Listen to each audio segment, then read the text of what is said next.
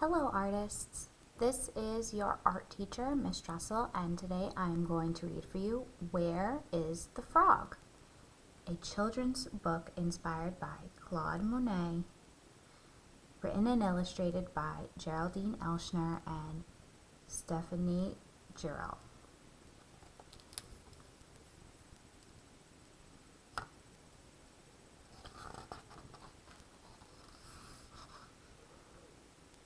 Perhaps it was a flower that made a painter out of me. Claude Monet. Where's the frog?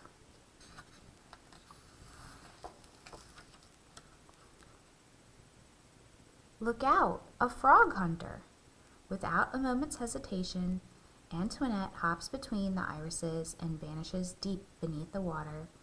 Calm down, gargoyle, groans a toad. There's no need to worry. The man only sketches flowers. He doesn't eat frogs' legs. Flowers? Did someone say flowers?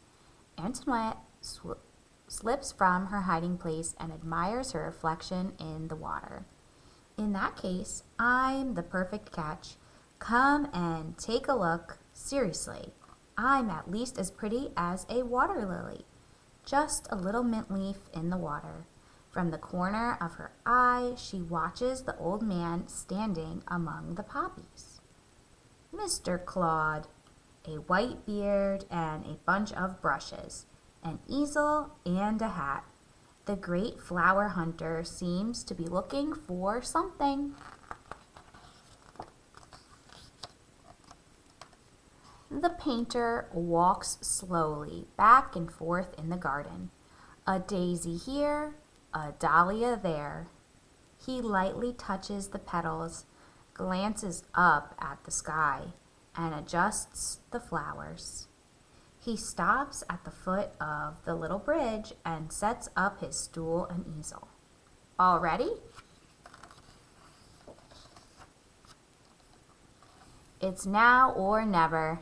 Just as Mr. Claude pulls out his painting tubes and sets up his palette, hop! Antoinette leaps onto a water lily. The coquette powders the tip of her nose, and then she's ready. Careful, don't move a muscle. But first her right leg starts to tickle, and then her left. How can she pose without wriggling when it feels like she has springs beneath her feet?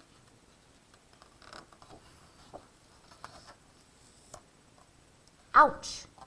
Antoinette is about to give up when, phew, the church bell rings and the painter leaves for lunch. Free at last, the poor little frog hobbles back to the bridge to admire her portrait in the finished sketch. But where's the frog? By Jove, what a fool I am. Green on green, of course, you can't see a thing.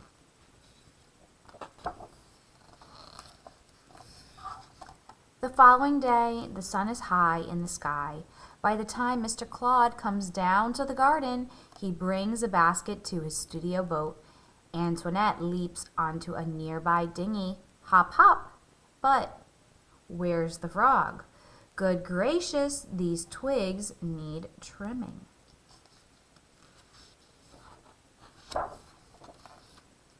A few days later, in the shade of an old willow tree, the white-bearded man gazes at the water lilies.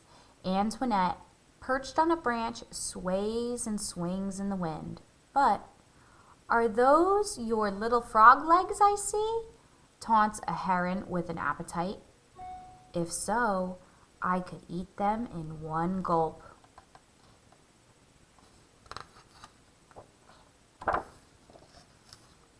After a fright like that, Antoinette is exhausted. Spotting a nest at the foot of the willow tree, she climbs in and falls right asleep. Hey, there's something in my hat, exclaims the surprised painter.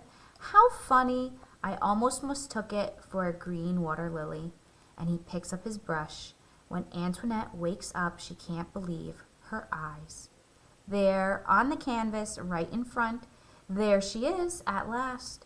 She's become the muse, the nymph, the queen of this flowery garden. How beautiful she looks. Come close so that I can kiss you, says Antoinette to the portrait facing her. She quickly jumps towards the canvas and everything tumbles into the water. The easel, the brushes, the frog, and her picture. Antoinette was never seen again, and Mr. Claude never really got over it. The masterpiece has remained missing ever since.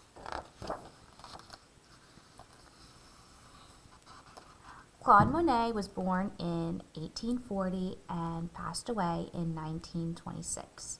Throughout the story, we saw some of his different garden landscape paintings inspired by the plants, the ponds, and the different types of flowers like the water lily in his garden. We saw yellow irises, an alley in Monet's garden, which is located in Giverny, France, the water lily pond and the bridge, and water lily night effects, the flowers and the pads up close. We saw details of the water lily pond and the boat. We saw blue water lilies and more water lilies. Monet liked to paint flowers in his garden. Who was Mr. Claude? Born in Paris in 1840, Claude Monet became famous when he moved to Giverny, France in 1883.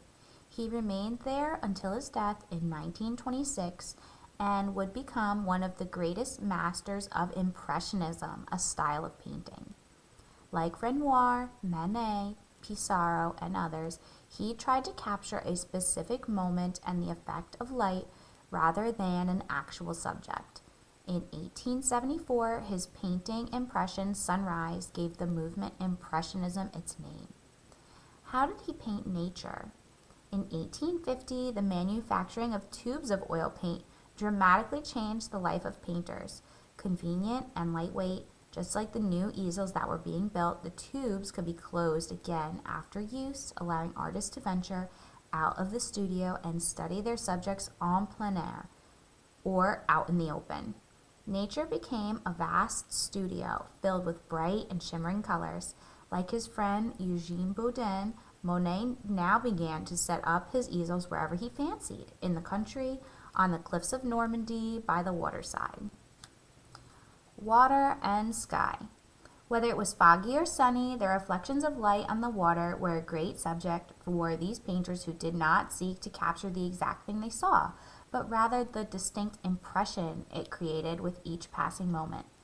Monet watched the shadow of leaves in the calm water of his pond at Giverny, the white winter light on the frozen Seine River, the brightness of the summer sun when it bathed his studio boat in Argenteuil, and the sky and the way it changed above the waves, as in La Maniporte, reflections on the water, and the beach of Saint Adresse.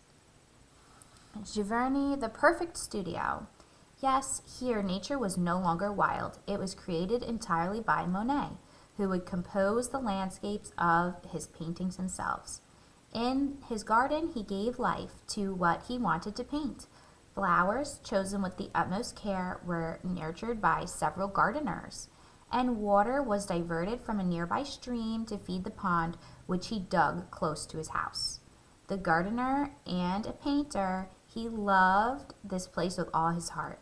The doors open onto paradise, said one of his friends. Monet planted the scenery. There he would also plant his easel almost every day for the rest of his life. A true palette of flowers and of colors. Irises, nasturtiums, roses, dahlias, peonies. The variety of flowers were infinite. Bamboo and Japanese bridges completed the ensemble. Monet's palette varied according to the time of day and the season. An early riser, he worked in his garden for hours, catching every nuance of light through the days and across the water. The palette he used can be found in the Musée Marmottan, and in many ways it resembles his pond.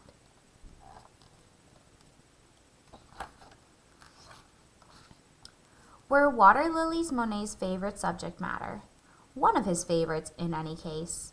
Monet made more than 300 paintings in this water garden, where he attempted to decompose light and represent water lilies, sometimes surrounded by greenery, sometimes beneath a bridge, and sometimes even spreading across the entire canvas. He liked to paint the same motif at different times and in different light, in order to capture the fleeting effects. He painted a series of haystacks, for example, and depicted the Cathedral of Rouen at dawn, noon, sunset, and nighttime, a total of 18 times. Why such a gigantic painting of water lilies? From 1914 to 1918, in the midst of World War I, Monet painted day and night despite his old age and the cataracts that made him go almost blind. He wanted to create a heaven of peace. The gigantic and circular panels in the Orangerie, a museum located in the Tuileries Garden in Paris, invite us into a peaceful landscape, into Monet's dream of harmony, which he presented to his country as a monument to man's interior peace, a symbol of life. The water lilies become immortal. I find myself in the center of an enchanted pond, said Monet as he painted them. The same impression can be felt today in contemplating them. Where can Monet's paintings be seen? In some of the world's most important museums, the Musée d'Orsay and the Musée Marmottan of Paris, the Museum of Modern Art in New York, the Tate in London, the Hermitage in St. Petersburg. The great number of paintings created by Monet means that his artwork can be seen all over the world, and the sale of one of his paintings is always an important event. A virtual tour of Monet's work is available on the websites of the Musée d'Orsay and the Musée Marmottan at marmottan.com and museeorangerie.fr. What has become of the Giverny Garden? The little paradise in Normandy remains a living testimony to Monet's work, always enchanting, always changing. The Monet Foundation manages the site, allowing visits to the garden, including the water lily pond and the artist's house. In the house, it is possible to get a sense of the daily life of the great master, his studio and salon, his Japanese prints, and a splendid kitchen with blue earthenware. In the living room, the table is even set to give the impression that the painter might come in at any moment and grab a bite to eat. To visit the museum online, go to www.foundationmonet.fr.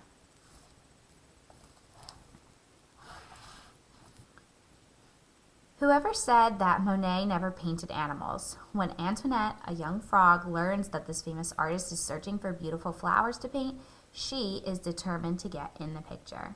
This delightfully humorous story is accompanied by colorful illustrations that recall Monet's painting of the pond near his home in Giverny.